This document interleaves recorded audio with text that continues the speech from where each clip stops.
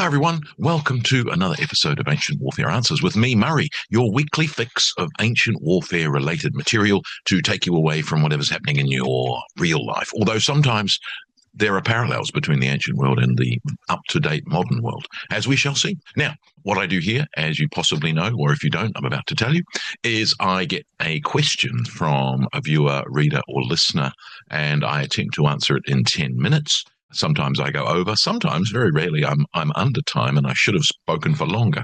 Very rare I hear that in my life. You can ask us a question in any way you can, as we'll hear. You can send me an email. You can ask a question in a comment on a previous video or podcast. You can send me a postcard, PO Box 222 Belfield, NSW 2191. That will get to me. And you can shout it in the streets. Shout out, actually, to Richard, who I saw serendipitously standing at the bookshelf next to me. I was buying a book just this last Thursday, and the man selling the person next to me a book said, "Would you like him to sign it?" I looked across, and indeed, Richard was buying a copy of my latest Osprey, which was very exciting. And so I did indeed sign it, and I said, "Lovely to meet you in the wild." So a shout out to Richard when you hear this, Richard. But that's not the question I'm going to answer today. You, of course, can back us on Patreon as well, one of 3 different levels, and you can get a copy of the magazine. Legionary, Optio, and Centurion are the levels there. Now, this is not that question. This is not, but I've got one of those coming up where someone shouted into the wilderness and I heard them, but then they sent me an email just to make sure. No, but this question is really interesting for a whole variety of reasons. One, because it's based on a mishearing and therefore led the questioner and me down a very interesting path. This is from Richard in Boston. Hello, Richard. Hello. I did not have my reading glasses on when the most recent AWA episode started in my podcast app. The episode title was actually about padded garments, but with my poor vision, I thought it was problems gambling. I don't know whether that's a Freudian slip or not. That got me wondering if we know anything about games of chance played in ancient times akin to what soldiers in World War II played, or dice games, card games, etc.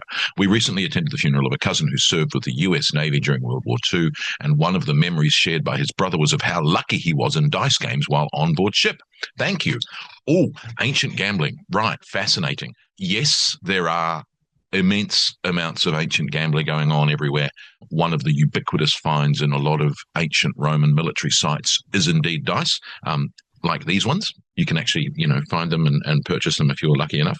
Generally, ancient Roman dice are 4 6-sided dice, and I don't know if you can see. Apologies for those of you on the podcast. They're generally marked with a circle to mark the pips of the die, and indeed they are 6-sided. So you find lots and lots of different die made of bone. Mostly made of bone are the ones that survive. There are some made of bronze as well. There are fine sites with other die that are not 6-sided. We get 20-sided die, 24-sided die, and some others that are non-cubic. Now, interestingly, when you go back and look at the sources that aren't necessarily talking about military gambling, but again, the presence of dice in military sites tells you that there was a lot of dice games and gambling going on. Where there's dice, there's gambling. They're playing games. They're probably throwing dice. We've got several games, and at Roman sites, there tend to be tables, gaming tables or gaming boards. So all these sorts of things. One of the other, very famous finds of ancient Roman military dice play is, of course, the dice tower, which is all around stopping cheating in terms of the throw. So you put it in the dice tower. Oh, look, here's one here. Not a Roman one. Gosh, no. Here's a dice tower. Yes, there is. So just like that. So you put the dice in there, they roll and they land there. No one has interfered with the dice rolling. So there's those inscribed in all sorts of things. So what you find, of course, is these common finds around military sites of dice, therefore gambling, some boards, therefore gambling. We know from Pompeii, this is not in a military context, but in a public inn context, that there are graffiti and frescoes relating to gambling and, people abusing one another about their lack of skill or their luck at beating you in gambling. So nothing's changed there. The other thing is, of course, we find multiple historians talking about gambling being a problem. and they range from Horace in the 1st century BC all the way through to Ammianus Marcellinus talking about gambling. There are terms for gambler. A nasty one was to call someone an alliator, and it would seem that a lot of gamblers want to call themselves dices, tesserari. So that's, in Ammianus. He also, however, credits the decline of Rome's moral and therefore militaristic state, the empire itself, to gambling. And that's not something he is alone in. You find a lot of early Christian writers talk about gambling being immoral and impure. And, of course, you've got lots and lots of writing. Apparently, the Emperor Claudius wrote a book called, we think it might have been called De Arte Aliae, the art of playing dice. And also, we know that Augustus, according to Suetonius, gave his guests money to gamble with. So certainly there's lots and lots of gambling. Caligula, Nero, and Commodus are all gamblers. Lucius Verus apparently was a gambler. So in those cases, generally speaking, they're gambling on the outcomes of gladiatorial contests or the outcomes of chariot races. But there seems to be a whole bunch of other gambling activity which takes place. The easiest of which, of course, is rolling dice, but we'll get to that in a minute. And I'll get a little bit out there in terms of what I think might be a common game. In most cases, we don't have the rules of games or the, what it was. It's just called dice or gambling. We're not told what the gambling was. In some cases, we do have these game boards, and there are Roman board games that have been not reinvented, but they've certainly been conjecturally recreated to basically tell us how the game was played. So, for instance, you've got the Ludus Duodecim Scriptorum, which is the game of 12 lines or 12 signs, and you've also got the Ludus Latrunculorum, the game of robbers, which is another Roman board game. There are modern reconstructions of those board games. Maybe you could gamble on those, but I doubt it. The easiest thing to do with dice is roll them, throw them wherever you happen to be. And there's a really fascinating aspect of modern games that stretch a long way back. Now, I'm going to speculatively stretch a game back further than it's normally been stretched, and that is the game called Hazard, or Hazard. Now, the earliest record of this is actually in the 11th century AD, and according to various different sources, it's either comes from the Arabic, where I'm going to get my Arabic wrong, aren't I? Al-Zar, which means chance, but it's mentioned in Alfonso X in the 13th century as a game called Azar, and then it's mentioned by Chaucer many times in both the Canterbury Tales and Troilus and Cressida as a game called Hasard or Hazard. Now, fascinatingly, the word hazard, meaning a risk or a danger, comes from this game.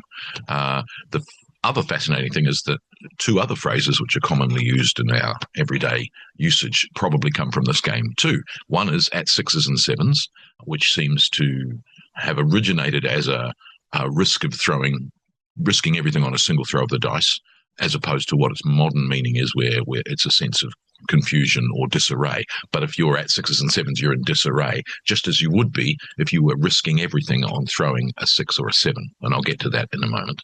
The other thing which comes from this game is anyone who uses the term the main chance or anything that uses main, because in the game Hazard, when you call the number out that you're going to throw with 2 dice, that's called the main. So what the game has, this is a very simplified version of the rules, but because it involves 2 dice and 2 dice only, you could have played this at any time. And even though we've only got 11th and 12th century sources for it, I think it's probably something like this game that the Romans played. Now, if you've ever played craps, this is craps, but it's the ancient medieval form of craps. So you have 2 dice. You give them to a person who is the thrower or the caster. They call out what number they are going to throw with those 2 dice.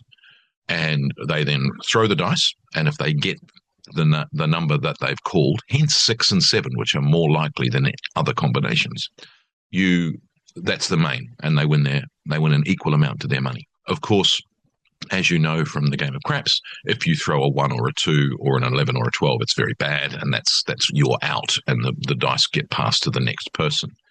And then the rules get much more complicated. If you don't throw the number that you've called, but it's not a 1, 2, or an 11 or 12, it's a chance. And you then throw again to try and get the chance or the main again. Anyway, the fascinating thing about that is, of course, that it becomes a popular game right through into the 18th century, and then the rules are written down. Anyone who has a copy of Hoyle's Rules of Games will have the rules to hazard/craps in their book.